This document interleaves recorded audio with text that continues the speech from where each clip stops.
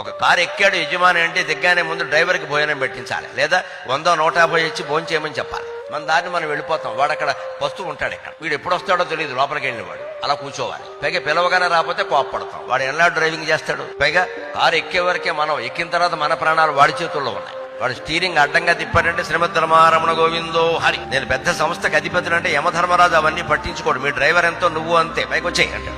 మన ప్రాణాలు వాడి చేతుల్లో ఉన్నాయి. ముందు వాడికి అన్నం పెట్టాలి. మనం దిగామంటే కనీసం టీ తాగడానికి 50 రూపాయలైనా ఇవ్వాలి. వాడికి జీతం వేరే, ఇది వేరే. పాపం ఆ 4వ తరగతి ఉద్యోగుల మనస్తత్వం ఎలా ఉంటుందంటే, వాళ్ళకి నెలకి 25,000, 30,000, 50,000 జీతం ఉన్నా సరే యజమాని 50 రూపాయలు చేతిలో పెడితే అది పరమానందంగా ఉంటుందండి. వాళ్ళకి పరమానందంగా ఉంటుంది.